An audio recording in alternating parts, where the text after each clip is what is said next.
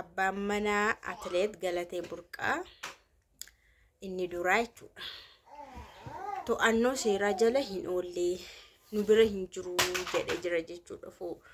Poolisii magaalaa Finfinnee to'annoo jala hin oolle nu bira hin jiru. Kaleessa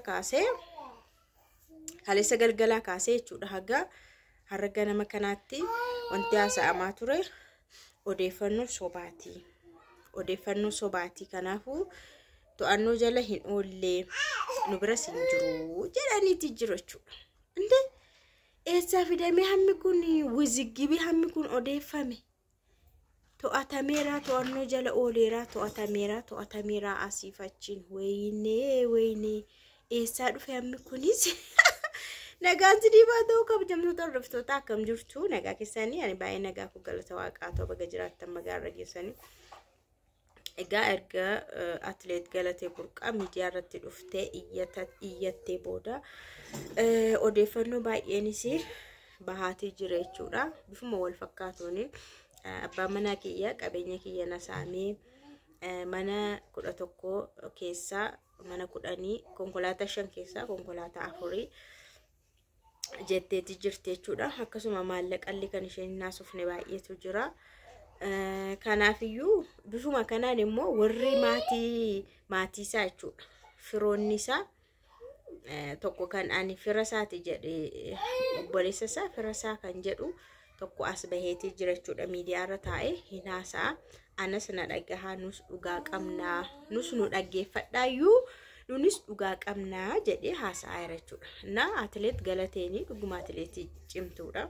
Garuu waan isheen alatti hojjettuu fi manni keessa tokko miti jechuudhaan akkaataa ishee kukuffisuutti haasa'eetii jira jechuudha. Atileet Galatee jechuun dura maadha inni jechuun ammallee qabeenya ishii saamee waan soorome tokko hin qabu. Ammallee shufeerii taaksiiti. Duras shufeerii taaksii ammas shufeerii taaksiiti. Qabeenya ishiiti waan soorome tokko illee hin jiru jedhe. Hamma kana yeroo inni godhumu eessa jirti? Kan biraamu maadha Atileet Galateeni hamma kana qabeenya hamma kana miti. Qarshii 10 iyyuu eeyyama ishii ala humti godhamuu hin danda'u. Akka amma isheen haasoftu miidiyaa irra osoo hin taane mana keessatti akka waan jabduu wayii mana keessatti bakka sirriitti qabdu wayiitti haasa'e jechuudha. Akka waan amalli ishees jedhe amala alatti agarsiistuu fi mana keessa agarsiistu tokko ta'uu dhiisuu danda'a. Yeroo tokko biyya eessa jedhe xaaliyaanii kan jiraatanis jiru maatiin isaanii achittis yeroo wayii nu bira dhufanii turanii. Ishee yeroo baay'ee kan himattu waa'ee haadha manaaf abbaa manaa walitti bubbu'iinsa akkasii malee waa'ee qabeenya takkaa himattee hin beektu. Kana keessatti yeroo isaaniin araarsaa turre waa'ee qabeenya garuu himattee hin beektu, haasoftee hin beektu. Inni immoo isheedhaaf gatii baay'ee kaffaleedha. Gatii baay'ee tokko kaffalee. Keer inshaallah gatii kaffalee akkam ma guddisee naqa. Achi isheedhaaf jedhee gatii baay'ee kaffalee. Yeroo isheen shaakala deemtu eegee fuudhee deemee shaakalaa fidee amma isheen boqonnaa fudhattee maal jettu eegee ammas bakka isheen deemtu fuudhee deemee even jedhe yeruma harmeesaa itti dubbisuyyuu dhabeera. Yeruma harmeesaa yeroo tokko iyyuu dhabee jechuudha. Yeruma tokko dhabee yeruma harmeesaa dubbisuyyuu dhabeera jedhee haasa'a jechuudha. Gatii itti kaffaleera kan jedhe immoo maal godhee gatii kaffaleef mee nama hamma kana gahu nama biyyayyuu guddisaa jiru gatii maalitti naa kaffalettanii yaaddu? Namoonni yaada isaa kana ilaalanii maayadhu warri bitaatti gale jiru. Warri immoo yaadni kuni kan achas bahee haasaan kun kan achas bahee haasamaaruu dhimmi Galatee akka fudhatamnee fi dhimmi Galatee danquufidha. Dubbishi danquuf achas bahee haasa'amaa jira kan jedhanis jiru jechuudha. Dhugumatti baay'ee nama dhibaa jechuudha. Gatii kaffalee yeroo jedhu akkam gatii maal isheedha kaffale? Namni guddinarra jiru nama guddate, nama sooromte, nama qabeenya qabdu jechuun ani hiriyummaa isaanii irraa kaasee nan beekaa. hiriyummaa isaanii irraa kaaseen beeka haga gaa'ela godhatanitti waan hundumaa dhimma isaanii keessas nan jira jedhe. Ish mee namni kuni maal ta'eetu gatii kaffale Galatee Burqaadha. Qabeenya nama hamma kana qabu qabeenyi ishii ifin ganaayyuu kan isheen hin dudubbanne kan biraayyuu jira jedhama. Maal godheetu gatii kaffaleef silaa jechuudha.